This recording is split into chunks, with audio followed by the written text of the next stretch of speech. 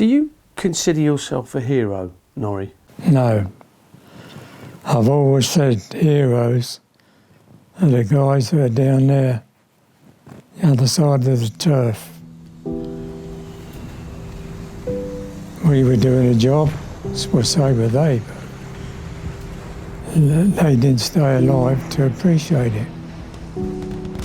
Norrie Bartlett was just short of his 17th birthday when he joined the Royal Navy in 1942.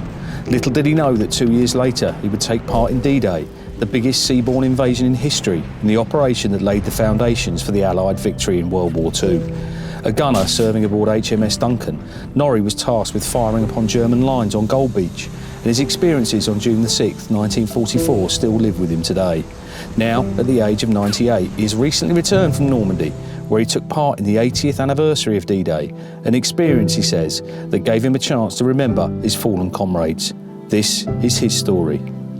Did you have any inkling of what D-Day was going to be like, or what was the scale of it? No. Everybody was fond of secrecy. You know, even if you were in a pub to have a drink with the boys, they didn't even know. All they knew they were going to be shipped out. So you were a Royal Navy gunner on D-Day. What were you tasked with on the day itself? Well, I was on a 6'4" gun, and also Bofors and Oerlikons, and also torpedo tubes. And what can you remember about the day itself? Once we knew we were going to take the troops there, it became a different matter, because we were escorting the troops out in their carriers. We knew that the Germans on the other side in their armaments would be waiting. We felt as though we were taking them over there to die. We could see them getting off the boats, wading ashore and getting mowed down. You know, you see them jump in the water with a big load on. Someone didn't even come up, which was very hard. How did you deal with seeing what you saw, Norrie? It must have been very difficult to... Oh yeah, it was to grasp. But then, as I always said, we all joined up to do a job. If you came out alive, you were very lucky. No, it was very difficult to comprehend, knowing a lot of the guys, knowing they wouldn't make it. Do you still think about what you did and what you saw? Yeah, quite often. Especially nowadays, when you see what's on the news. You know, you think yourself, was it all worth it? When you think of the people who got killed at Normandy and the rest of the invasion.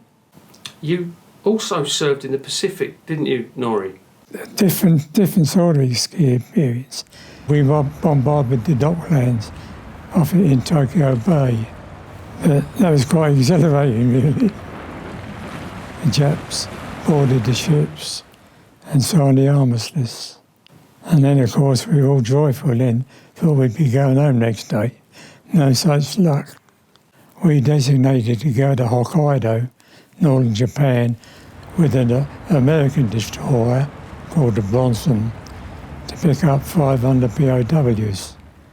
That was the saddest moment, one of my life.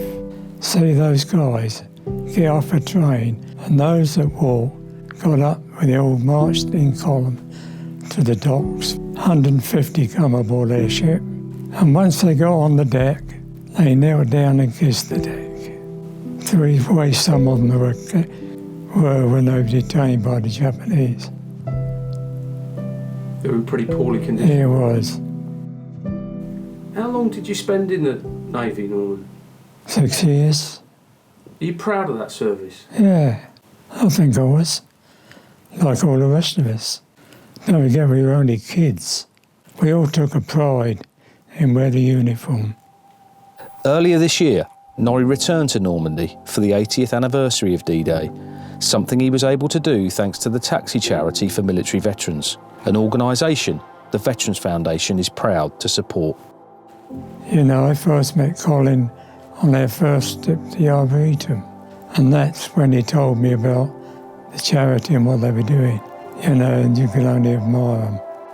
They picked us up, from home, take us to the place of operation where we were going, brought us home at no cost. All I could say, a wonderful bunch of guys.